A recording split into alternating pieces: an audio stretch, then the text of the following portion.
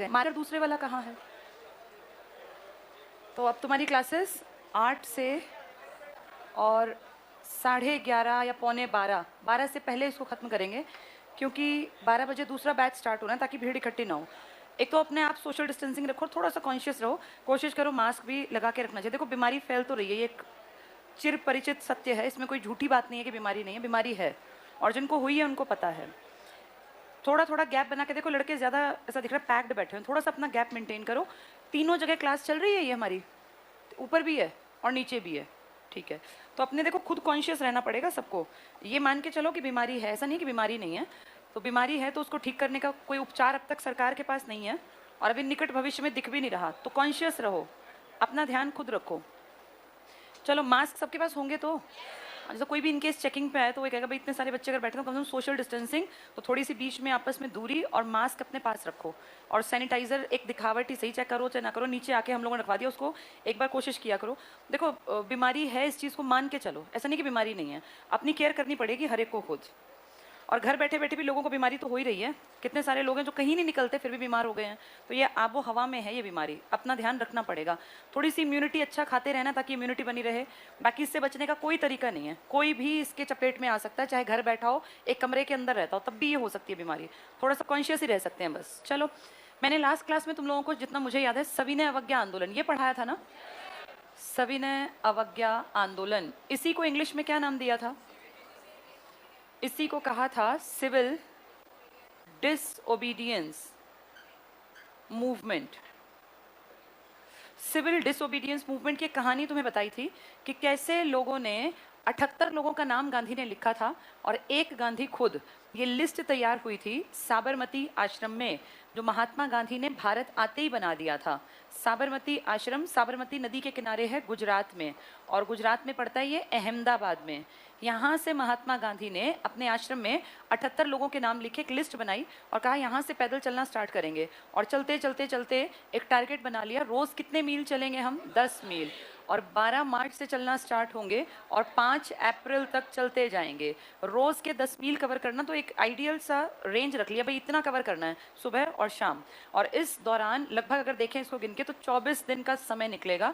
अगर 24 दिन कोई रोज़ 10 मील चलेगा, माइल्स जिसको बोलते हैं, तो ये 240 माइल्स हो गया। और अगर आप इसको कन्वर्ट करोगे तो ये 390 किलोमीटर्स हो गया। लगभग 400 किलोमीटर की लंबी यात्रा करनी थी। कहाँ से कहाँ तक ये चलना था? साबरमती आश्रम से और कहाँ तक? दांडी।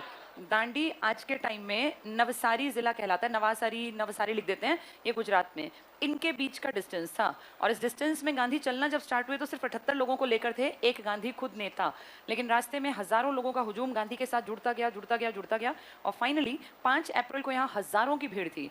महात्मा गांधी ने सारी भीड़ को कहा कल यानी सुबह 6 अप्रैल 6:30 बजे मैं नमक कानून तोड़ूंगा। और मेरे बाद ये पूरे देश में एक तरह से प्रोजेक्ट लॉन्च कर दिया गांधी ने कि अब सबको गलत कामों का विरोध करना है।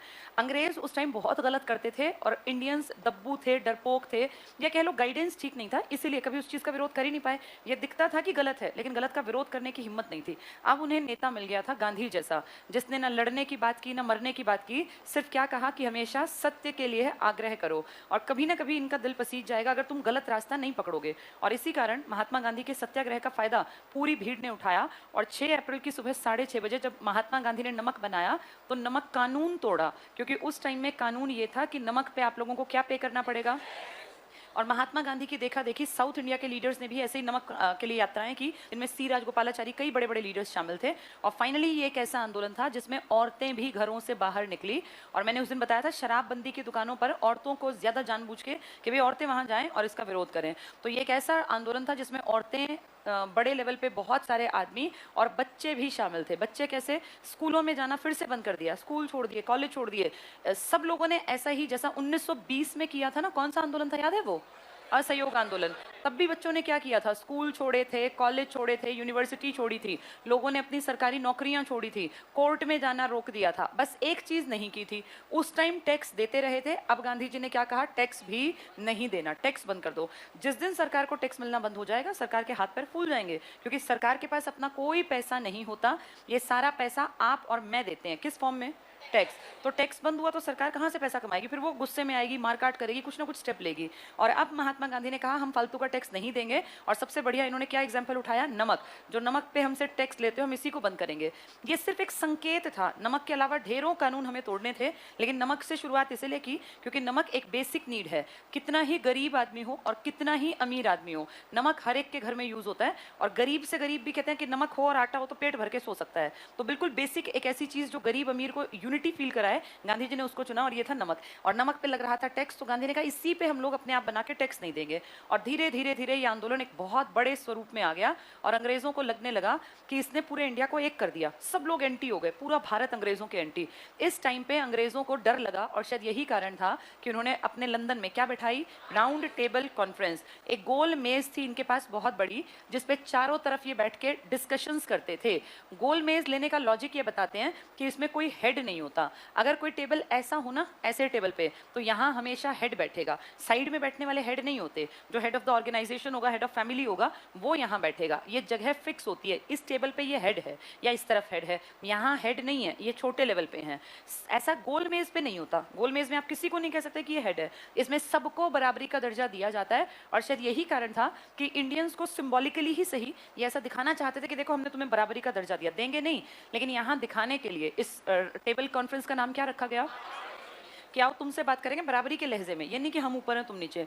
महात्मा गांधी ने फर्स्ट आरटीसी का बाइकआउट किया क्योंकि गांधी अपना कौन सा आंदोलन चला रहे थे? सविनय अवज्ञा। अभी मैंने बताया कब स्टार्ट हुआ है ये? 6 अप्रैल सुबह 6:30 बजे। तो लगा लो अप्रैल, मई, जून, जुलाई, अगस्त, सितंबर, 5-6 महीने हो गए। अंग्रेजों को फील हुआ कि ये आंदोलन नुकसान करेगा, पूरे भारत को एक कर देगा। इसीलिए इन्होंने 1930 में स्टार्ट हुआ था ना, 30 के एंड में, 30 का एंड आते आते इन्होंने आरटीसी बुला ली और महात्मा गांधी और कांग्रेस सबको इनवाइट किया। इंडिया से 89 लोग गए, अलग अलग रजवाड़ों के थे और अंबेडकर जैसे बड़े लीडर्स थे, लेकिन कांग्रेस ने बाइकआउट किया। और उस टाइम कांग्रेस ही मेन भारत थी और कांग्रेस इज इक्वल टू क्या थे? गांधी एक अकेले कांग्रेस थे, ये मान के चलो। गांधी ने कह दिया, कांग्रेस ने कह दिया, सब गए और रजवाड़ों से लोग गए, हिंदू महासभा गई, मुस्लिम लीग गई, लेकिन महात्मा गांधी ने कहा कांग्रेस नहीं जाएगी। और 89 लोगों को बेशक वहां बैठा के बराबरी का दर्जा दिया होगा, लेकिन जब मेन लीडर आपका नहीं है तो फिर आपका देश कहां गया? तो 89 लोगों का जाना वेस्ट रहा और अंग्रेजों को खुद फील हुआ कि ये असफल रही आरटीसी। आरटीसी में गांधी के न जाने का लॉजिक क्या था? गांधी यहाँ क्या चला रहे थे? सविनय अवज्ञा। तो अंग्रेजों ने महात्मा गांधी के सविनय अवज्ञा को खत्म कराने का एक दबाव, एक प्रेशर बनाया। उस टाइम पे एक आदमी था, मैंने आपको उस दिन कहानी सुनाई थी, लॉर्ड इरविन। और इरविन बैठता था दिल्ली में, क्योंकि तब आपकी राजधानी दिल्ली थी, ये यहाँ का वायसराय था। दिल्ली में राजधानी में इरविन के ऊपर दबाव आया लंदन से और कहा कुछ भी करो, गांधी को समझाओ, प्यार से, दबाव से, जैसे बन सके गांधी को इस चीज के लिए मनाओ कि अपना आंदोलन बीच में रोक दे। कौन सा आंदोलन? सविनय अवज्ञा। और आंदोलन बीच में रोक के वो लंदन आ जाए। इरविन ने गांधी जी को बुलाया और क्योंकि ये दिल्ली बैठता था तो गांधी जी को कहाँ आना पड़ेगा? दिल्ली। गांधी जी ज्यादातर गुजरात, महाराष्ट्र के इलाके में एक्टिव थे, वहीं इनके आश्रम थे, एक्टिव पूरे देश में, हेडक्वार्टर वहां। दिल्ली आए और जब ये सब चल रहा था ना, 1930 का दौर याद करो, 31 के हेर फेर में जब 30 बीत गया तब भगत सिंह की फांसी बिल्कुल सिर पे थी। भगत सिंह को 23 मार्च को फांसी दी गई ना, 24 मार्च मुकर्रर थी इनकी डेट। तो आप ये लगा लो कि स्टार्टिंग की बात है ये, 1931 के बिल्कुल स्टार्टिंग की, जब महात्मा गांधी कहाँ पहुंचे हैं और वो फांसी सिर पे है। तो उस कंडीशन में सबको ये था कि गांधी को अगर कहेंगे ना तो गांधी किसको फांसी से बचा लेंगे? भगत सिंह को। तो भगत सिंह राजगुरु सुखदेव की फांसी को बचवाने के लिए दिल्ली में महात्मा गांधी के जैसे ही स्टेशन पे, तब रेलगाड़ियों में आते जाते थे, उतरे, एक बड़ी भीड़ मिली। मैंने उस दिन भी बताया था, उस भीड़ ने कहा कि गांधी जी आपका पलड़ा है भारी, जो आप कहोगे अंग्रेज मानेंगे, क्योंकि इनके ऊपर दबाव कहाँ से आया हुआ है? महारानी ब्रिटेन। और अगर आप चाहोगे तो इन 3 लड़कों की फांसी रुक जाएगी। अब ये महात्मा गांधी ने कहा था कि मैंने कोशिश की पर मेरी कोशिश कामयाब नहीं हुई, लेकिन इंडियंस इस बात को नहीं मानते बहुत सारे, और वो कहते हैं कि ऐसा कोई काम नहीं था जो गांधी चाहे और अंग्रेज ना करें, दिल से चाहे तो। अगर गांधी ने दिल से चाहा होता कि मुझे 3 लड़के बचवाने हैं तो कह देते कि मैं जाऊंगा ही नहीं। और लंदन नहीं जाने का मतलब किस पे दबाव दोबारा आएगा? इरविन। इरविन तो सारे काम करेगा। अब इरविन ने उस टाइम पे गांधी जी को इस बात के लिए राजी, मतलब गांधी जी ने नहीं किया शायद, या किया भगवान ही जानता है। फाइनली ये हुआ कि गांधी जी इनके साथ समझौते पे साइन करके कि ठीक है मैं अपना आंदोलन बीच में रोक दूंगा। कौन सा आंदोलन? और बाहर आ गए। और गांधी जी ने बहुत सारे इंडियंस को बचवा भी लिया, जो जेलों में बंद थे ना, उन सबको इन्होंने रिलीज कर दिया। लेकिन वो 3 लड़के इन्होंने नहीं छोड़े, भगत सिंह, राजगुरु और सुखदेव। बाकी सारे इंडियंस को रिहा कर दिया। गांधी जी यहाँ से अपना पानी के जहाज में बैठ के लंदन के लिए कूच कर गए और आंदोलन को बीच में लटका हुआ छोड़ के कि अब आगे देखेंगे क्या होगा, और मैं तब तक एक यात्रा पे उनसे बातचीत करके आऊंगा।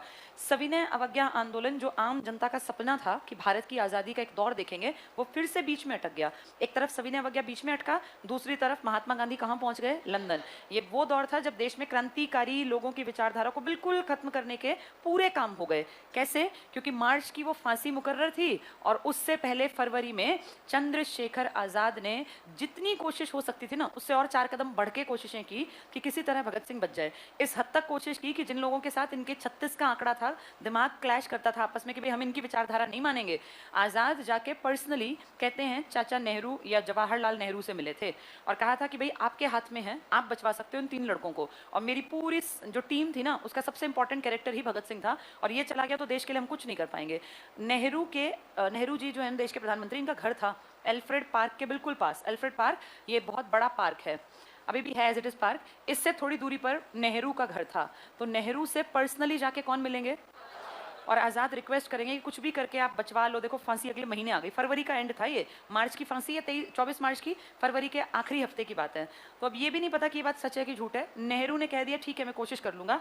वहां से अब ये झूठी सी तसल्ली देके आ तो गए आज़ाद, लेकिन आज़ाद के मन में था कि शायद कोई बचाना नहीं चाहता इस HSRA को, जिसका कि टारगेट ही भारत की आज़ादी था। किसी को इससे कोई मतलब नहीं है, मरे जिए। आज़ाद बहुत दुखी थे क्योंकि आज़ाद का सबसे ताकतवर लड़का भगत सिंह तो भाई फांसी अगले महीने आई गई, बिल्कुल एंड था, परेशान थे और लग रहा था कि हर तरफ से हताश हूं, कोई ऐसा हेल्पिंग हैंड नहीं है जो इसको बचा सके। गांधी ने तो मना ही कर दिया था। अब नेहरू से उम्मीद थी, उन्होंने भी कोई बहुत पॉजिटिव नहीं दिखाया। नेहरू के घर से दूर अल्फ्रेड पार्क में आज़ाद और उनका एक दोस्त ये छिपे छिपे रहा करते थे, क्योंकि इनके पीछे भी पुलिस पड़ी हुई थी। ये यहाँ बैठे हुए थे, परेशान थे कि क्या करें, कोई रास्ता नजर नहीं आ रहा। अब ये पता ही नहीं चला कि किसने बताया कि अल्फ्रेड पार्क में बैठे हुए हैं आज़ाद। अल्फ्रेड पार्क, इस पार्क में आज़ाद के होने की सूचना कोई तो कहता है कि किसी इसी के आदमी ने दी, कोई कहता है कि नेहरू ने उस टाइम पे बता दिया था अंग्रेजों को। तो जो भी हुआ होगा, किसी कारण तो पता चल गया अंग्रेजों को कि आज़ाद इस पार्क में है। अंग्रेज अपनी 10-12 लोगों को लेके इस पार्क में घुस आए और आज़ाद को शूटेड साइट का ऑर्डर था कि जहाँ दिख जाए वहाँ मार देना है, क्योंकि ये देखो काकोरी कांड में भी शामिल था, तब भी ये निकल गया था इनके हाथों से। और जब भगत सिंह ने सैंडर्स को मारा तब भी देखो कवर इन्होंने ही दिया था। तो ये बड़ी बड़ी कई उस अंग्रेजों की नज़र से कहूँ तो आतंकवादी गतिविधियों में शामिल थे और इनको शूटेड साइट का ऑर्डर था, जहाँ मिल जाए मार देना। तो आज़ाद के अल्फ्रेड पार्क में होने का पता किसी को नहीं था। खास आदमियों में सिर्फ 2 आदमी हैं, या तो इनका क्लोज आदमी था या नेहरू जानते थे कि अल्फ्रेड पार्क के आसपास आज आज़ाद है, क्योंकि उनके घर से आए थे, इलाहाबाद में उनके घर से निकल के यहीं जाएंगे। अब अंग्रेजों की वो 10-12 लोगों की टीम आई और आज़ाद का जो दोस्त था इनके साथ, उसने कहा कि ये तो फंस गए हम। चारों तरफ से अंग्रेजों ने अपने अपने 10-10, 12-12 आदमियों की टीम को लगा दिया। तो उसने कहा तुम निकलो यहाँ से, मैं संभाल लूंगा। देखो भाई मेरा निकलना तो पॉसिबल नहीं है, क्योंकि आज़ाद को तो मारने का टारगेट था। आज़ाद कुछ वैसे भी दुखी थे क्योंकि भगत सिंह का फांसी पे चढ़ना अब लगभग तय था। तो एक मन में परेशानी थी उस टाइम पे। हर आदमी के जीवन में ना दौर आते हैं, नेगेटिव पॉजिटिव। तो नेगेटिव दौर से गुजर रहे थे और ऊपर से फिर यहाँ फंस भी गए। अपने उस साथी को निकलवा दिया इन्होंने, जैसे वो अपोजिट डायरेक्शन में भागे। पहले जानबूझ के आज़ाद भागे ताकि सारा ध्यान आज़ाद की तरफ हो, तो उतने में वो लड़का पीछे से भाग गया। आज़ाद पेड़ के पीछे छिप गए और हमेशा ये पिस्टल्स और ये सब रखते ही थे क्रांतिकारी, तो जितनी गोलियां थी पास वो सब चलाते रहे। फाइनली जब देखा कि बात निकल गई हाथ से, तो सबको पता होगा एक गोली ये अपने रखते थे हमेशा। इन्होंने एक गोली स्पेशल रखी थी कि अगर किस दिन मैं फंस गया ना, तो मैं अंग्रेजों के हाथ बिल्कुल नहीं आऊंगा, मैं खुद को गोली मार लूंगा।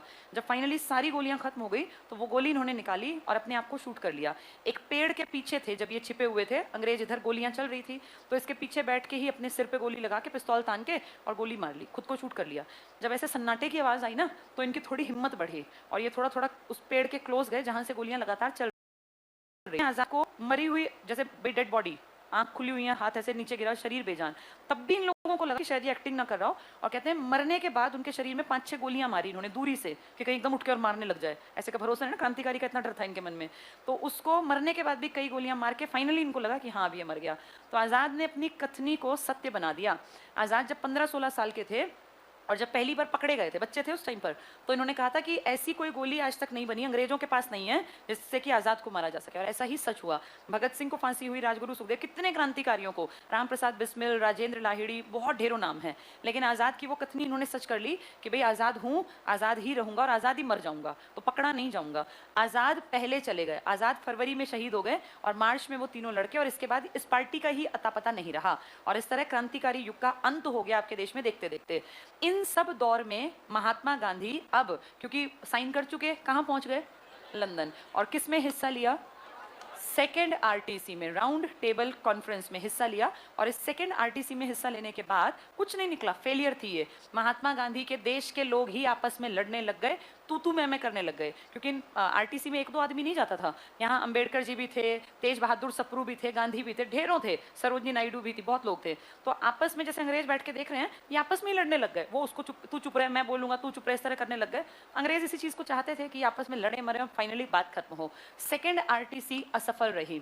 गांधी को फील हुआ कि पहले मेरा अपना परिवार, मेरा अपना देश ही मेरे बस में नहीं है। बाहर जाके बात तब करनी चाहिए ना जब आपकी अपनी फैमिली पे कंट्रोल हो। आपके देश के लोग तो आपकी सुनते नहीं, बाहर जाके क्या लीडर बनना। ये असफल रही। महात्मा गांधी खाली हाथ लौट आए। जब तक यहाँ आए तब तक सारा चैप्टर क्लोज था, क्रांतिकारियों का तो कुछ बचा ही नहीं था। गांधी यहाँ आए और बोले दोबारा से चलाऊंगा। कौन सा आंदोलन?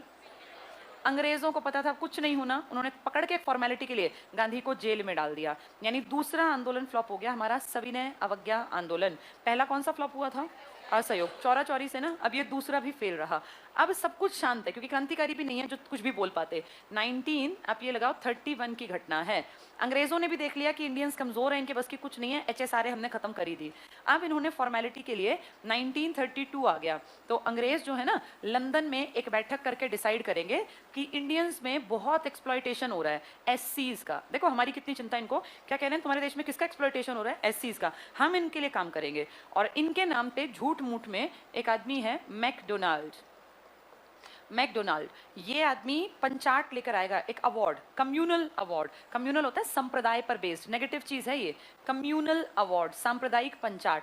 और कहेगा तुम लोग इंडियंस SCs को बहुत एक्सप्लॉइट करते हो। खुद जो कर रहा है वो नहीं बोल रहा, कह रहा है तुम SCs को एक्सप्लॉइट करते हो, इसलिए SCs को हम अंग्रेज अलग से क्या देंगे? आरक्षण। जब ये पता चला महात्मा गांधी को 1932 में, महात्मा गांधी जेल में थे। 20 सितंबर की घटना है 1932। गांधी के कान में जैसे ही गया कि अब SCs को आरक्षण दे रहे हैं। पहले किस किस को आरक्षण दे रखा है? मुसलमानों को, सिखों को। अब किसको दे रहे हैं? SCs को। गांधी थे यरवदा जेल में। यरवदा जेल पड़ती है आपकी पूना, मतलब महाराष्ट्र में। महात्मा गांधी ने कहा जब तक मैं जिंदा हूं तब तक तो ये आरक्षण नहीं देने दूंगा। SC हमारे हैं, भारतीय हैं, और ये हिंदुओं के साथ हैं। तो आप ये अगर सोच रहे हो कि हिंदुओं से SCs को अलग कर दोगे जैसे मुसलमानों को किया, तो मैं ऐसा नहीं होने दूंगा, और मेरी लाश पे चाहे कुछ करना। महात्मा गांधी ने पूना में, सितंबर का महीना, देखो ऐसा महीना होता है जब बहुत बेचैनी रहती है क्योंकि गर्माहट होती है, बारिश होती है, अजीब सा मौसम रहता है। अभी मौसम खराब नहीं है, गर्मी का मौसम दिक्कत नहीं देगा। दिक्कत देगा जो बारिश के हेरफेर का मौसम होगा ना, खासकर अगस्त और सितंबर, बहुत खराब गर्मी पड़ती है, पसीना आएगा, सूखेगा नहीं, डिहाइड्रेशन की दिक्कत रहेगी, लेकिन बेचैनी सी का माहौल रहेगा। इस टाइम पे आपको पानी अपनी बॉडी में ठीक रखना चाहिए, डाइट सही लेनी चाहिए, बीमारियां बहुत पकड़ती हैं। महात्मा गांधी ने 20 सितंबर को जैसे ही पता चला, किसके आरक्षण के लिए? जेल में आमरण अनशन की घोषणा कर दी। आमरण अनशन यानी अगर मैं जिंदा हूं तो ये काम नहीं होगा, मेरे मरने के बाद कुछ करना। अब आमरण अनशन पे बैठ गए गांधी। भूख हड़ताल छोटी चीज होती है, आमरण बड़ी। भूख हड़ताल में होता है आप भूखे रहेंगे, पानी पीते रहेंगे, लेकिन आमरण का मतलब है पानी भी त्याग देना। 4 दिन बीत गए, गांधी जी की तबीयत खराब, क्योंकि पानी से 3-4 दिन में मर जाता है आदमी, कमी हो जाए तो। 24 सितंबर का दिन था, गांधी जी की तबीयत ज्यादा बिगड़ गई। अब चिंता हुई इंडिया के बड़े लीडर्स को, जिनमें MMM, मैंने एक नाम आपको पहले भी बताया था, मदन मोहन मालवीय। ये बहुत परेशान हैं और इनका एक पैर जेल में है, यरवदा जेल में, गांधी को समझाने के लिए, और एक है अंबेडकर के दफ्तर में। अंबेडकर भी अपनी बात पे अड़ गए कि हम आरक्षण लेंगे। इंडियंस को पहले क्यों नहीं सूझा कि SC हमारे भाई हैं, अब बड़ा सूझा कि SC हमारे सगे हैं। इतने सालों से जब एक्सप्लॉइट करते रहे तब नहीं सूझा। यहाँ महात्मा गांधी अड़ गए कि SC हमारे हैं, अंग्रेज कौन होते हैं इनको हमसे अलग करने वाले। दोनों बड़े लीडर और दोनों के पीछे भीड़, और दोनों अपनी अपनी बात कहें। अब महात्मा गांधी ना हटे आमरण अनशन से, और अंबेडकर ना माने कि गांधी के कारण मैं जो है क्यों झुकूं, गांधी ने पहले क्यों नहीं सोचा हमारी कम्युनिटी के लिए। बहुत ज्यादा कोशिश करने पे, MMM के समझाने पर अंबेडकर राजी हो गए। किससे मीटिंग के लिए? और यरवदा जेल में एक मीटिंग हुई 25 सितंबर 1932 को। और इस मीटिंग में गांधी जी ने अंबेडकर को समझाया कि अंबेडकर देखो, उम्र में भी तुम मुझसे छोटे हो और मेरा एक्सपीरियंस ये कहता है कि इन्होंने जिस जिस को ऐसे बांटा है ना, उसका भला कभी नहीं किया। 1909 का पढ़ लो, मुसलमानों को अलग करना, 19 का सिखों को पढ़ लो, तुमने कभी देखा हो कि इन्होंने किसी का फायदा किया, किसी के भले नहीं है। तो अंबेडकर जी ने कहा, तो आपने कौन सा फायदा किया? आपने अपने भारतीयों के लिए भी नहीं सोचा, आपने दलितों के लिए कब सोचा? तो गांधी ने कहा, मैं गारंटी देता हूं आजादी के बाद तुम्हारे लिए आरक्षण होगा। जितने लोग भारत में दलित हैं, जिनके साथ गलत व्यवहार किया पहले कभी, उन सबको उभारने के लिए हम क्या देंगे? गांधी जी ने कहा, तुम्हें हर जगह आरक्षण मिलेगा। चाहे उस टाइम पे उनको नहीं पता था, लेकिन आने वाले टाइम में कभी विधान पालिका, विधान परिषद ये बनेंगी तो है ही। ये कह दिया तुम्हारी सीटें और सब कुछ आरक्षित होगा। आज आप देख लो 84 और 47 SC ST की सीटें ही तो हैं, आरक्षित हैं। ये पंचायत में भी आरक्षित होती हैं, नौकरियों में भी आरक्षित हैं। महात्मा गांधी के आरक्षण पे इस बयान को एक इंपॉर्टेंट स्टेटमेंट मान लिया सब लोगों ने, क्योंकि गांधी ने कह दिया तो पत्थर की लकीर हो गया। अब महात्मा गांधी ने किसको गारंटी दे दी कि तुम्हें आरक्षण मिलेगा? अंबेडकर को। और अंबेडकर इनकी बात पे विश्वास करके एक कागज के टुकड़े पे साइन करेंगे, गांधी और अंबेडकर। इसे हिस्ट्री में नाम दिया जाएगा पूना पैक्ट, या इसी को कहते हैं पूना समझौता। और इसीलिए जगह जगह लिखा होता है आरक्षण कोई भीख नहीं, पूना पैक्ट का वादा है। किसने कर रखा है ये? महात्मा गांधी ने। किससे कर रखा था? अंबेडकर। और इसीलिए देखो आजादी के बाद इनको विधानसभाओं में, विधान परिषदों में, लोकसभा में हर जगह आरक्षण दिया गया, क्योंकि गांधी ने कहा था। 1932 का पूना पैक्ट एग्जाम में बहुत बार आता है। किसके कारण ऐसा पॉसिबल हो पाया? मदन मोहन मालवीय। किस किस के बीच था ये? गांधी और अंबेडकर। क्या डेट थी? 25 सितंबर 1932। अगर पेपर में 25 ना आए तो 26 आ जाएगा या 24 आ जाएगा, तीनों दिन एक्टिव थे ये, इसलिए ध्यान रखना है ये। चलो इतना पहले किताब से पढ़ेंगे, फिर आगे आएंगे। हमने लास्ट क्लास में कितना पढ़ा था देखो जरा। खिलाफत असहयोग, ये हो गया था? असहयोग नहीं हुआ, खिलाफत भी नहीं हुआ था। पेज 114 का खिलाफत कंप्लीट था। हाँ, खिलाफत कमेटी वाला लास्ट पॉइंट था। असहयोग पे आ जाओ, पेज नंबर 114 का लास्ट हेडिंग है।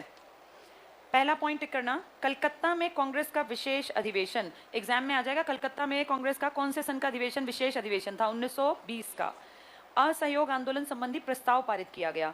दिसंबर 1920 में नागपुर में हुए कांग्रेस के वार्षिक अधिवेशन में पुष्टि। अब देखो ये दो बातें बता दी इसने एक पॉइंट में, एक बार बोर्ड पे समझ लो। 1920 में कांग्रेस के साल में कितने अधिवेशन होते थे? एक, लेकिन इस टाइम दो हुए। एक क्या बताया? कलकत्ता, और एक क्या बताया? नागपुर। तो पेपर में दो दो करके कह देंगे 1920 में निम्न में से किस स्थान पर दो अधिवेशन हुए थे। तो 20 में कहाँ कहाँ अधिवेशन हुए? कलकत्ता और नागपुर। ये दोनों डबल टिक कर लो, कलकत्ता और नागपुर। नागपुर में वार्षिक अधिवेशन था, कलकत्ता में स्पेशल बातचीत के लिए बुला लिया था। अगले पेज पर आ जाओ 115 पर। असहयोग आंदोलन के कार्यक्रम के दो प्रमुख भाग थे, जिनमें एक रचनात्मक था और दूसरा नकारात्मक था। मैंने शायद आपको बताया था कांग्रेस ना 1922 के बाद तो बिल्कुल स्पष्ट दो हिस्सों में बटेगी। अगर पॉजिटिव साइड देखें तो पॉजिटिव साइड हमेशा होती है क्रिएटिव साइड, और नेगेटिव होता है जिसमें लोग एंटी हो जाते हैं। तो पढ़ो इस पॉइंट को। असहयोग आंदोलन के कार्यक्रम के दो भाग थे, एक रचनात्मक, दूसरा नकारात्मक। रचनात्मक पढ़ना, राष्ट्रीय विद्यालयों और पंचायती अदालतों की स्थापना करना। इन्होंने क्या कहा था? हम कहाँ नहीं जाएंगे, किनके स्कूलों में नहीं जाएंगे? तो क्या अनपढ़ रहोगे क्या? अंग्रेजों के स्कूल में तुम नहीं जाओगे तो तुम कहाँ जाओगे? तुम्हारे पास अपने स्कूल तो है ही नहीं। तो गांधी ने क्या कहा? हम क्या खोलेंगे? अपने देसी। और इसीलिए देसी स्कूल, देसी विद्यालय, देसी कॉलेजेस। तुम जब हिस्ट्री पढ़ोगे ना कभी आगे, तो तुम देखना तुम्हारे देश में बहुत सारी यूनिवर्सिटीज बनी हैं 1920 से 1930 के बीच। इन 10 सालों में इतनी यूनिवर्सिटी, इतने कॉलेज क्यों बने? क्योंकि गांधी जी ने क्या कहा था? अपने देश की शिक्षा। और याद करो तुम्हारा एक बड़ा कॉलेज बना था, उस दिन मैंने बताया भी था, लाहौर। कौन सा कॉलेज था वो? National college. कब बना था वो? यही तो दौर था वो। अंग्रेजी स्कूलों में मत पढ़ो, अपने स्कूल बनाओ, ये टिक कर लो। तो राष्ट्रीय विद्यालयों और पंचायती अदालतों की स्थापना, ये पर्सनल लेवल अपने लिए। अस्पृश्यता का अंत कर दो, गांधी ने कह दिया। हिंदू मुस्लिम एकता की स्थापना करो। स्वदेशी का प्रसार करो। क्या स्वदेशी पहले भी टॉपिक आया था? पहले 3 शब्द बताए थे तुम्हें, बताओ क्या क्या थे वो? सबसे पहले क्या था? स्वदेशी, फिर और फिर स्वदेशी का क्या फॉर्मूला था बताना? ये क्या था? BGCD। बी मतलब बनारस, जी मतलब गोखले, और सी मतलब कलकत्ता, और डी मतलब दादा। ये किसने कहा था? ये नेहरू ने। कहाँ कहा था? लाहौर। कौन सी नदी? रावी नदी के तट पर। ये बहुत इंपॉर्टेंट है, चलो टिक कर लो। तो स्वदेशी का प्रसार, ये तो बहुत पहले से था। कताई बुनाई करना, स्वदेशी के पास लिख लो 1905 बनारस गोखले। गोखले अध्यक्ष था, तब स्वदेशी शब्द आ गया था। 1905 बनारस गोखले अध्यक्ष। BGCD भूलना नहीं है। बनारस गोखले। नेक्स्ट देखना, नकारात्मक कार्यक्रम क्या थे? सरकारी उपाधियों और प्रशस्ति पत्रों को लौटाना, सरकार की सारी चीजें वापस कर दो। सरकारी स्कूलों, कॉलेजों, अदालतों, विदेशी कपड़ों का बहिष्कार करना, सरकारी उत्सवों और समारोह का बहिष्कार करना, विदेशी वस्तुओं का बहिष्कार करना, स्वदेशी का प्रचार करना, अवैतनिक पदों से और स्थानीय निकायों के नामांकित पदों से त्यागपत्र देना, यानी अंग्रेजों की हर चीज को छोड़ना और अपनी चीजें बनाना, अपनी रचनात्मक, और उनकी छोड़ना नकारात्मक। अगला पॉइंट टिक करो। विधिवत रूप से असहयोग आंदोलन गांधी जी द्वारा 1 अगस्त 1920 को शुरू किया गया। कौन एक्सपायर हो गया? बाल गंगाधर तिलक। कितने करोड़ रुपए इकट्ठे हुए? 1 करोड़ तिलक कोष में। यहां लिख लो, लिखो तिलक। तिलक की डेथ सेम डे तिलक एक्सपायर हुए हैं, 1 अगस्त 1920 को तिलक की डेथ। तिलक कोष में 1 करोड़ रुपए इकट्ठे हुए कि आंदोलन चलेगा, लोगों ने अपने घर से 1-1 रुपया इकट्ठा करके दिया। नेक्स्ट पढ़ना, पश्चिमी भारत, बंगाल और उत्तरी भारत में असहयोग आंदोलन अभूतपूर्व सफलता मिली। करीब 90,000 विद्यार्थियों ने सरकारी स्कूल और कॉलेजों को छोड़ा। 800 नए नेशनल स्कूल स्थापित किए गए। शिक्षा संस्थाओं का असहयोग आंदोलन के समय सर्वाधिक बहिष्कार बंगाल में हुआ। बंगाल में लोग एक्टिव ज्यादा क्यों थे? पहले राजधानी थी, पढ़े लिखे लोग थे, तो अपने हक के लिए लड़ना जानते थे। अनपढ़ को हक के लिए लड़ना नहीं आता, वो तो जैसे कहोगे वैसे बैठ जाएगा। पढ़ा लिखा आदमी अपने हक के लिए हमेशा चेतन दिखाएगा अवस्था। नेक्स्ट करना, गांधी जी ने अपना केसरे हिंद, ये काम का है, केसर ए हिंद, तीसरी लाइन टिक कर लो, ब्रिटिश सरकार से मिले पदकों को वापस कर दिया। बहिष्कार आंदोलन में विदेशी कपड़ों का बहिष्कार सर्वाधिक सफल रहा। विदेशी कपड़ों की आंदोलन के समय सार्वजनिक होली जलाई गई। विदेशी कपड़े जला दिए लोगों ने कि अपने यूज करेंगे। नेक्स्ट करना, 1 नवंबर 1921 को प्रिंस ऑफ वेल्स भारत आए। उस दिन सरकार की क्रूर नीति के प्रति विरोध प्रकट करने के दिन समूचे भारत में हड़ताल। 1911 में कौन आया था? जॉर्ज पंचम, क्वीन मैरी। 10 साल बाद आया प्रिंस ऑफ वेल्स। वेल्स एक जगह, एक द्वीप है, वहां का राजा, ये यूके का पार्ट है, हमने इसका बहिष्कार किया। इसके बाद एक पॉइंट छोड़ के अगला पॉइंट टिक कर लो, उसकी सेकेंड लाइन पढ़ लो पूरा। गांधी जी द्वारा वायसराय को दी गई धमकी की समय सीमा पूरी होने से पहले, अंडरलाइन करो, उत्तर प्रदेश के गोरखपुर जिले में स्थित चौरी चौरा नामक स्थान पर 5 फरवरी 1922 को एक भयानक घटना, चौरी चौरा हत्याकांड घट गई। इस घटना के अंतर्गत भीड़ ने पुलिस के 22 जवानों को थाने के अंदर जिंदा जला दिया। नेक्स्ट में टिक करना, चौरी चौरा की घटना से आहत होकर गांधी जी ने आंदोलन को समाप्त करने का निर्णय लिया। 12 फरवरी 1922 को बारदौली में, ये गुजरात में है, लिख लो यहाँ गुजरात, बारदौली में कांग्रेस की बैठक में असहयोग आंदोलन को समाप्त करने का निर्णय लिया गया और आंदोलन समाप्त। अगले पेज पे आ जाओ। पहला पॉइंट पढ़ो, जिस समय जनता का उत्साह अपने चरम बिंदु पर था, उस समय आंदोलन को वापस लेने के, अंडरलाइन करना, गांधी जी के निर्णय से देश को आघात मिला। मोतीलाल नेहरू, सुभाष चंद्र बोस, जवाहरलाल नेहरू, सी राजगोपालाचारी, सी आर दास, अली बंधु आदि ने गांधी जी के इस निर्णय की कड़ी आलोचना की। सबने गांधी को कहा गांधी जी गलत किया, और गांधी जी के कहीं ना कहीं हत्या का भी डर था, तो गांधी जी को कहां बंद कर दिया? जेल में। अगला पॉइंट करना, सरकार ने 10 मार्च 22 को गांधी जी को गिरफ्तार कर लिया। इसके बाद अगला पॉइंट पढ़ लो, सुभाष चंद्र बोस ने कहा, सन 1921 में देश को सचमुच एक अच्छी तरह संगठित दल दिया। इससे पहले कांग्रेस केवल संवैधानिक दल और बातचीत वाली संस्था थी। महात्मा गांधी जी ने कांग्रेस को न केवल एक नया संविधान और राष्ट्रव्यापी आधार दिया, बल्कि उन सबसे महत्वपूर्ण काम में यह किया कि उसे क्रांतिकारी संगठन में बदल दिया। अब कांग्रेस एक राष्ट्रव्यापी संस्था बन गई। चौरा चौरी से पूरा भारत एक हो गया। लेकिन अब गांधी जी क्या करेंगे? चौरा चौरी के बाद आंदोलन को बंद कर देंगे, जिससे सब एंटी हो गए। सविनय अवज्ञा पे आ जाओ। पहला पॉइंट करना, 1929 के लाहौर कांग्रेस अधिवेशन में कांग्रेस की कार्यकारिणी को सविनय अवज्ञा आंदोलन शुरू करने का अधिकार दिया गया। फरवरी 1930 को, इसको अंडरलाइन कर लो, साबरमती आश्रम में हुई कांग्रेस कार्यकारिणी की दूसरी बैठक में महात्मा गांधी को सविनय अवज्ञा आंदोलन शुरू करने की बागडोर सौंपी। अगला पॉइंट पढ़ लो, आंदोलन शुरू करने से पहले इस आंदोलन को टालने का पूरा प्रयास करते हुए, अंडरलाइन करना, गांधी जी ने वायसराय इरविन के सामने 11 मांग रखी। ये टिक कर लो, 11 मांगे ऐसी थी जो एक भी नहीं मानने की थी, अंग्रेजों को पहले से पता था हमें। पहला पॉइंट पढ़ लो, सेना का खर्च घटा दो, सिविल सेवा के वेतन में 50% तक कटौती कर दो, पूर्ण शराबबंदी लागू हो। क्यों मानेंगे अंग्रेज? राजनीतिक कैदियों की रिहाई सुनिश्चित करो, भारतीयों को आत्मरक्षा के लिए हथियार रखने का लाइसेंस दो, जो करेंगे ही नहीं वो। एक पॉइंट छोड़ के अगला, लगान में 50% की कटौती कर दो, नमक पर सरकारी इजारेदारी और नमक कर को समाप्त कर दो, नशीली वस्तुओं के क्रय विक्रय पर पूर्ण प्रतिबंध। क्या ऐसी बातों को मानेंगे अंग्रेज? अंग्रेज क्यों मानेंगे? अब अंग्रेज नहीं मानेंगे तो कौन सा आंदोलन चलेगा? सविनय अवज्ञा। इसलिए देखो आंदोलन की शुरुआत, गांधी जी ने अपनी 11 सूत्री मांगों को नहीं मानने पर इरविन को एक पत्र लिखा, जिसमें लिखा, अंडरलाइन कर लो इसको, मैंने रोटी मांगी, ये ऐसा लिखा है, हमने घुटने टेक कर रोटी मांगी पर वापस हमें पत्थर मिले। इसकी सही भाषा है, इंतजार की घड़ियां समाप्त। पेपर में आ जाएगा, हमने घुटने टेक कर रोटी मांगी, बदले में हमें पत्थर मिले। किसने कहा? किसके बारे में? गांधी ने कहा, जब इरविन ने क्या नहीं मानी? 11 सूत्री मांगे, जो ऐसी थी कि वो मानेगा ही नहीं। इसके बाद अगला पॉइंट पढ़ो। सविनय अवज्ञा आंदोलन के तहत महात्मा गांधी ने, अंडरलाइन कर लो, 12 मार्च 1930 को ऐतिहासिक नमक सत्याग्रह की शुरुआत की। उन्होंने साबरमती आश्रम से अपने 78 अनुयायियों के साथ 200 किलोमीटर, गलत लिखा हुआ है, इसको काट दो, इसी पॉइंट के नीचे लिख लो, यहीं पर लिखो 240 मील या 390 किलोमीटर, साफ लिख लो नीचे एक लाइन में। मेरे खुद के DSSB के एग्जाम में एक क्वेश्चन आया था, वो पेपर हमारा अप्रैल में था, तो पूछा था कितने किलोमीटर की यात्रा, नीचे एक लाइन में लिख लो 240 मील या 390 किलोमीटर, 240 माइल्स और 390 किलोमीटर्स। कितने से कितने का डिफरेंस है, कहां से कहां का? साबरमती आश्रम अहमदाबाद से दांडी तक का। चलो नेक्स्ट टिक करना। तो दांडी पहुंचेंगे, इसको अंडरलाइन करें। उन्होंने साबरमती आश्रम से 78 अनुयायियों के साथ यात्रा की, दांडी मार्च, 24 दिन की लंबी यात्रा, टिक कर लो। 5 अप्रैल 30 को दांडी पहुंचे, सांकेतिक रूप से नमक कानून 6 अप्रैल को तोड़ा। यहीं से सविनय अवज्ञा आंदोलन की शुरुआत। तो किस दिन स्टार्ट हुआ ये? 6 अप्रैल। यात्रा कब से कब तक की थी? 12 मार्च से 5 अप्रैल। क्वेश्चन की भाषा पे आंसर करना, वहां कहेंगे नमक कानून किस दिन तोड़ा, आधे 5 अप्रैल टिक करेंगे। नमक कानून 6 अप्रैल। यात्रा कब से कब तक है? 12 मार्च से 5 अप्रैल। अगले पेज पर आ जाओ। कार्यक्रम क्या था? नमक कानून और ब्रिटिश कानूनों का पूर्ण रूप से उल्लंघन करना, कानूनी अदालतों, सरकारी विद्यालयों, महाविद्यालयों, सरकारी समारोहों का बहिष्कार करना, भू राजस्व लगान, अन्य करों की अदायगी न करना, डबल टिक कर लो, कर नहीं देने, ये सबसे स्ट्रॉन्ग और बोल्ड स्टेप था। शराब और अन्य मादक पदार्थों का विक्रय करने वाली दुकानों पर शांतिपूर्ण ढंग से धरना देना, विदेशी वस्तुओं और कपड़ों की होली जलाना, सरकारी नौकरियों से त्यागपत्र देना। आंदोलन की प्रगति में देखो क्या हुआ। पहला पॉइंट, सविनय अवज्ञा आंदोलन गांधी जी के नेतृत्व में समूचे भारत में फैल गया। अंडरलाइन कर लो। तमिलनाडु में C राजगोपालाचारी, थर्ड लाइन पीछे टिक करना, ने नमक यात्रा की और नमक कानून तोड़ा। तो नमक यात्रा गांधी जी ने की उत्तर भारत में, बल्कि पश्चिम भारत में, और अगर साउथ में कहें C राजगोपालाचारी। एक पॉइंट छोड़ के अगला टिक कर लो, इसको थोड़ा सा समझ लो।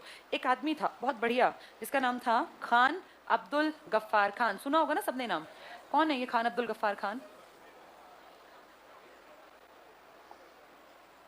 खान अब्दुल गफ्फार खान एक ऐसा आदमी जो था तो मुसलमान, लेकिन ये माना कि मैं इंडियन हूँ, और पूरी तरह से हर कोशिश की कि पाकिस्तान अलग राष्ट्र ना बने। पाक के विरोध में था ये आदमी, और जब इन्होंने खूब विरोध किया तो लोग इनके विरोधी हो गए। जिनको पाकिस्तान की इच्छा थी ना, वो इनके विरोधी हो गए। भारत की आज़ादी के लिए पूरी तरह से कोशिश की, और इनको फ्रंटियर गांधी कहते हैं, सीमांत गांधी। सीमा पे एक तरह का गांधी बैठा हुआ था। गांधी से बहुत प्रभावित थे, गांधी की बात को पत्थर की लकीर मान के सारे काम करते थे। आंदोलन चलाया लाल कुर्ती, और इनके जितने अनुयायी थे ना, वो सब गांधी को अपना लीडर मानते थे, लेकिन इस बात से चिढ़ते थे जो पाकिस्तान बनाना चाहते थे वो लोग। और जब महात्मा गांधी ने खुद ये मान लिया ना कि भाई इकट्ठे रह के हमारा बनेगा नहीं काम, और भारत और पाकिस्तान शायद अलग करने पड़ेंगे, तब खान अब्दुल गफ्फार खान ने कहा था कि गांधी जी, हमने तो आप पे इतना विश्वास किया और आपने हमें पाकिस्तान के हिस्से में भेज के जैसे भूखे भेड़िए के सामने डाल दिया कि अब हमें हमारे लोगों को ये जीने थोड़ी देंगे। खान अब्दुल गफ्फार खान इकलौता वो पाकिस्तान का आदमी है जिसको आपने इंडिया का सबसे बड़ा अवार्ड दिया था। कौन सा अवार्ड? भारत रत्न। तो ऐसा इकलौता एकमात्र पाकिस्तानी नागरिक जिसको आपने भारत रत्न दिया, क्या नाम है इनका? खान अब्दुल गफ्फार खान। फ्रंटियर गांधी, सीमांत गांधी, सरहदी गांधी, सब इन्हीं के नाम हैं। इन्होंने इच्छा जताई कि जब तक मैं जिंदा हूं तो मेरी इच्छा थी भारत का हिस्सा रहता, पर क्योंकि आज़ादी के बाद जिस इलाके में ये थे, इनका बाहुल्य था, वो पाकिस्तान के कब्जे में आ गया, तो ना चाहते हुए पाकिस्तान का नागरिक बनना पड़ा। और फिर इच्छा जताई कि जब मर जाऊं तो मुझे अफगानिस्तान में दफन करना। तो ये आदमी देखो, रहना चाहता था भारत में, रहना कहाँ पड़ा? पाकिस्तान में, और दफन किस देश में हुआ? अफगानिस्तान में। उन्हीं के ऊपर है ये अगला पॉइंट, इसको टिक कर लो। नेक्स्ट पॉइंट में देखो, पश्चिमोत्तर सीमा प्रांत के मुसलमानों ने, बहुत बहुत इंपॉर्टेंट, खान अब्दुल गफ्फार खान के नेतृत्व में सविनय अवज्ञा आंदोलन चलाया। सीमांत गांधी खान अब्दुल गफ्फार खान के नेतृत्व में गठित खुदाई खिदमतगार, ये इसका आंदोलन था। खुदाई खिदमतगार, खुदा मतलब मुस्लिम है, समझ जाना। लाल कुर्ती संगठन ने सविनय अवज्ञा आंदोलन में एक्टिव रोल प्ले किया। पूर्वोत्तर में एक 13 साल की बच्ची थी, नागा महिला गॉडी नेल्यू, ने भी अपने नागा साथियों के साथ सविनय अवज्ञा आंदोलन को पूरा समर्थन दिया। नेहरू ने गॉडी नेल्यू को रानी की उपाधि, 13 साल की एक बच्ची नॉर्थ ईस्ट में नागालैंड में बोली हम भी गांधी जी की बात मानेंगे और सविनय अवज्ञा चलाएंगे। तो नेहरू ने क्या कहा, ये रानी है, बच्ची थी वो 13 साल की, उसने भी आंदोलन चलाया। तो गॉडी नेल्यू कहाँ की एक्टिव महिला थी? ये नागालैंड की, नॉर्थ ईस्ट की। सरकारी दमन चक्र देखो क्या हुआ। पहला पॉइंट, ब्रिटिश सरकार ने जून 1930 को कांग्रेस और उसके संगठनों को गैर कानूनी घोषित करते हुए पंडित जवाहरलाल नेहरू और गांधी को गिरफ्तार कर लिया। अगला पॉइंट में टिक कर लो। इस आंदोलन के दौरान सरकार के दमन चक्र का सबसे भयानक रूप धरासना में 21 मई को देखने को मिला, जब सरोजनी नायडू, इमाम साहिब और मणिलाल के नेतृत्व में 25,000 सेवकों को धरासना नामक कारखाने पर धावा बोलने से पहले लाठियों से पीटा। धरासना एक बहुत बड़ा प्रोजेक्ट था, पूरे देश से अलग अलग जगह से लड़के आके कि हम इस अभियान में हिस्सा लेंगे, और उसके शुरू होने से पहले अंग्रेजों ने लाठी चार्ज करके पता नहीं कितनों को मार डाला। ये धरासना का अभियान था।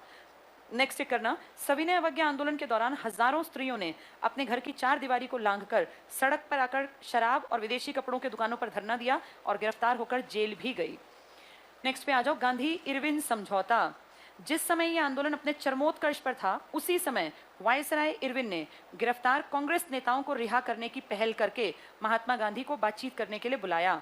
गांधी और इरविन के बीच चली लंबी बातचीत के बाद 5 मार्च 31 को गांधी इरविन समझौता, डबल टिक कर लो, गांधी इरविन समझौता, जिसकी मुख्य शर्तें पढ़ लो। गांधी के नेतृत्व में कांग्रेस सविनय अवज्ञा आंदोलन समाप्त करने के लिए तैयार हो गई। गांधी कौन सा आंदोलन रोकेंगे अब? सविनय अवज्ञा। अगला भी टिक करना।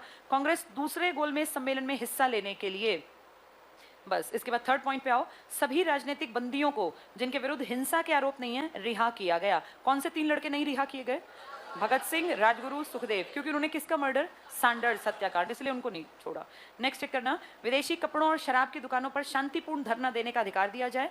समुद्र तटीय प्रदेशों में बिना नमक कर दिए टैक्स दिए नमक बनाने की अनुमति। सारी बातों को मान गया इरविन। क्यों मान गया? क्योंकि इरविन के ऊपर दबाव था। किसने दबाव बना रखा था? महारानी, भाई कुछ भी करके कहाँ भेजो इसको? लंदन। किसमें हिस्सा लेने? आरटीसी। बस गांधी जी अपनी बात को ढंग से या तो मनवा नहीं पाए या शायद रख नहीं पाए, जहां कहीं कसर रह गई। नेक्स्ट चेक करना। गांधी इरविन समझौते को कराची कांग्रेस अधिवेशन में अनुमोदित किया गया।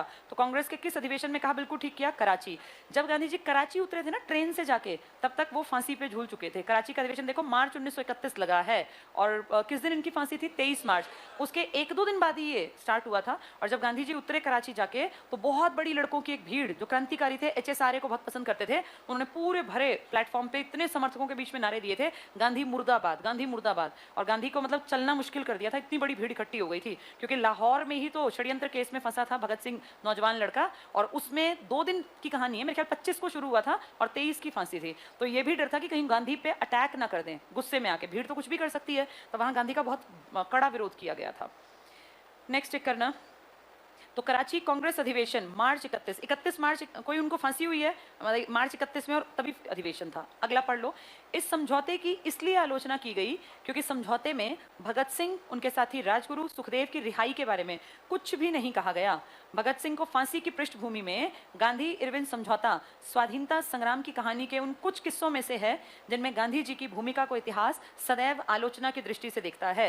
यानी अब भी हमारे मन में आता है कि अगर सच में गांधी जी चाहते तो शायद भगत सिंह बचाए जा सकते थे, क्योंकि गांधी की पोजीशन बहुत स्ट्रांग लीडर की थी। मैंने आपको बार बार बताया, गांधी ने कभी लाठी नहीं खाई, गांधी की इज्जत करते थे अंग्रेज। और जब गांधी को बुलाते थे ना मीटिंग के लिए, तो जैसे बैठे हुए गांधी तो खड़े होकर उनको रिस्पेक्ट दी जाती थी। और गांधी का एक लेवल था, एक कद था। गांधी किसी बात को कह दे और वो ना मानी जाए, ऐसा पचती नहीं है बात। तो इसलिए देखो लिखा है कि हमेशा आलोचना की जाएगी गांधी की। द्वितीय गोलमेज सम्मेलन में गांधी जी की भागीदारी, पहला पॉइंट टिक करना। दूसरा गोलमेज सम्मेलन सितंबर 1931 से दिसंबर 1931 कांग्रेस के एकमात्र प्रतिनिधि के रूप में कौन गया? महात्मा गांधी। गांधी का अपना फैमिली वहां लड़ेगी, पूरे इंडियंस लड़ेंगे। इसके विरोध में दक्षिणपंथी नेता थे एक विस्टन चर्चिल। चर्चिल ने पता क्या कहा था? ये किस अधनंगे फकीर को उठा लाए, क्या करेगा ये? मतलब गांधी की बेइज्जती किसने की है? चर्चिल ने। अंडरलाइन कर लो। विस्टन चर्चिल ने ब्रिटिश सरकार की आलोचना करते हुए कहा कि सरकार देशद्रोही फकीर गांधी जी को बराबर का दर्जा देकर बात कर रही है। नेकेड फकीर कहा था, लिख लो यहाँ, अधनंगा फकीर, नेकेड फकीर। तो एग्जाम में आ जाए, गांधी को नेकेड फकीर किसने कहा है? चर्चिल ने, विस्टन चर्चिल ने। 2 महीने 2.5-3 महीने काट के आए यहाँ पे ये अधनंगा फकीर, नेकेड फकीर। मजाक उड़ाया था। और क्यों मजाक उड़ाया था? क्योंकि जब गांधी जी गए थे ना, तो जहां बैठे थे वहां सब suited booted coat pant tie पहन के बैठे थे, और गांधी वही अपनी धोती और एक पतली सी वो चादर शॉल टाइप ओढ़ के। तब सारे लोगों के बीच में गांधी अलग से दिख रहे थे। तब कहा था कि नेकेड फकीर है, अधनंगा फकीर। किसने कही ये बात? विस्टन चर्चिल ने। अगला पॉइंट टिक करना। द्वितीय गोलमेज सम्मेलन के समय रेमजे मैकडोनाल्ड, ब्रिटेन के प्रधानमंत्री, और बस इतना ही काम का है हमारा। इसी लाइन में पीछे टिक करना। वेलिंगटन भारत के वायसराय थे। वेलिंगटन नेक्स्ट भी टिक कर लो। ये सम्मेलन सांप्रदायिक समस्या पर विवाद के कारण पूरी तरह असफल रहा, क्योंकि दलित नेता भीमराव अंबेडकर ने दलितों के लिए अलग निर्वाचन मंडल की सुविधा की मांग की, जिसे गांधी जी ने अस्वीकार कर दिया, और अंततः सांप्रदायिक गतिरोध के कारण सम्मेलन को 1 दिसंबर को समाप्त घोषित कर दिया। कौन लड़ पड़े आपस में? ये इंडियंस आपस में लड़ पड़े वहां जाके। नेक्स्ट टिक करना। द्वितीय गोलमेज सम्मेलन से भारत लौटकर गांधी जी को वायसराय वेलिंगटन से मिलना चाहा गांधी ने, लेकिन वायसराय ने मिलने से मना कर दिया। देखा पोजीशन का फर्क। पिछली बार किसने बुलाया था? इरविन ने, क्योंकि इरविन पे क्या था? बहुत ज्यादा दबाव। तब तो गांधी जी आइए, गांधी जी बैठिए, चाय कॉफी पीजिए। अब गांधी कह रहे हैं मुझे मिलना है, और वेलिंगटन क्या कह रहा है? मेरे पास टाइम नहीं है। क्यों टाइम नहीं है? क्योंकि आपसी फूट देख ली कि इनकी औकात ही क्या है, ये आपस में ही लड़ते हैं, ये हमारे एंटी कैसे खड़े होंगे। पहले क्यों था? क्योंकि सारा देश एक दिख रहा था, सविनय अवज्ञा में पूरा देश एक बन गया था ना, तो एक डर था इंडियंस का। अब जब वहां जाके आपस में ही लड़ पड़े, देखा इनमें कुछ नहीं है, ये फालतू में चिक चिक करते हैं, तो गांधी की भी देखो पोजीशन पे कितना फर्क आया। या तो इज्जत के साथ बुला के बैठा के बात की थी, या बोले हमारे बस की नहीं है तुमसे मिलना। ये फर्क होता है यूनिटी का। गांधी 1930 में यूनिटी दिखा गए थे, और अब आपस में लड़के दिखा दिया कि इनके लीडर्स ही नहीं आपस में बनती, जनता की कहां से बनेगी। अंडरलाइन कर लो ये। तो वायसराय ने मिलने से मना कर दिया। दूसरी ओर गांधी इरविन समझौते को भी सरकार ने दफन कर दिया। अब देखो गांधी की कमजोरी सामने आती। क्या बोला वेलिंगटन? तुम्हारा ये समझौता बकवास, हम नहीं मानते। पहले क्या राजी हो गए थे कि हम लोग जो हैं तुम्हारे कैदियों को रिहा कर देंगे, हुई थी ना इस तरह की बातें। अब बोले हम नहीं मानते इन बातों को। तो इरविन समझौते को भी सरकार ने रद्द कर दिया। मजबूर होकर गांधी ने द्वितीय सविनय अवज्ञा आंदोलन शुरू करने की घोषणा की। घोषणा के बाद क्या करेंगे? पकड़ के सीधे जेल में। क्या शुरू करेगा? सविनय अवज्ञा। इसके बाद द्वितीय सविनय अवज्ञा पे आ जाओ। इसमें थर्ड लाइन टिक करना। कांग्रेस के प्रमुख नेता गांधी, नेहरू, खान अब्दुल गफ्फार खान आदि को गिरफ्तार कर कांग्रेस को गैर कानूनी संस्था घोषित कर दिया। तो ये होता है, देखो घर परिवार में जब तक बाहर लोगों को ना पता चले आप कमजोर हैं, तब तक आपकी इज्जत है। जैसे ही पता चला आपके घर परिवार में ही एकता नहीं है, तो अब देख लो कितनी बेइज्जती। हर एक लाइन से फील करो। गांधी से कौन नहीं मिला? वेलिंगटन। और क्या बोला? कौन सा समझौता बकवास था? गांधी इरविन। या तो पैरों में पड़ने को तैयार थे, या मिलने की भी बात पे राजी नहीं है। और देखो क्या कर रहे हैं, कांग्रेस को गैर कानूनी संस्था घोषित कर दिया। अगला पॉइंट, पहली लाइन पीछे टिक करना। ब्रिटिश प्रधानमंत्री रेमजे मैकडोनाल्ड ने सांप्रदायिक पंचाट की घोषणा कर आंदोलन की दिशा बदल दी। इस पंचाट में अलग निर्वाचन पद्धति को न केवल मुसलमानों के लिए जारी रखा गया, बल्कि इसे दलित वर्गों पर भी लागू कर दिया। डबल टिक कर लो। दलित। दलित पे लागू करने का क्या कारण था? क्या इन्होंने देख लिया था वहां? कौन कौन आपस में लड़े? अंबेडकर और गांधी जी की तू में हुई, और उसका फायदा उठा के इनको क्या लगा, किसको अलग कर सकते हैं? एससीज को। और अंबेडकर जी इस बात से खुश होते क्योंकि भाई उनके लोग दलित थे। तो अब इस बात पे गांधी और अंबेडकर फिर एक करने में कौन रोल प्ले करेगा? मदन मोहन मालवीय। अगला पॉइंट टिक करना। ब्रिटिश प्रधानमंत्री रेमजे मैकडोनाल्ड ने 16 अगस्त 32 को विभिन्न संप्रदायों के प्रतिनिधित्व के विषय पर एक पंचाट जारी किया, जिसे कम्युनल अवार्ड के नाम से जाना जाता है। पूना पैक्ट। जल्दी से टिक कर लो। दलित वर्ग को अलग निर्वाचन मंडल की सुविधा दिए जाने के विरोध में महात्मा गांधी ने जेल में ही 20 सितंबर 32 को आमरण अनशन शुरू कर दिया। मदन मोहन मालवीय, डॉक्टर राजेंद्र प्रसाद, पुरुषोत्तम दास टंडन, सी राजगोपालाचारी आदि के प्रयत्नों से, अंडरलाइन कर लो, गांधी के उपवास के 5 दिन बाद 26 सितंबर 1932 को गांधी जी और दलित नेता अंबेडकर में पुनः समझौता हुआ। इसके अनुसार दलितों के लिए अलग निर्वाचन व्यवस्था समाप्त कर दी गई। नेक्स्ट लाइन टिक करना। दलित वर्ग के लिए 148 सीटें आरक्षित की गई, और केंद्रीय विधानमंडल में 18% सीटें दलित वर्गों के लिए आरक्षित की गई। क्या इतना पॉइंट समझ में आ गया? चलो आज इतना ही पढ़ेंगे।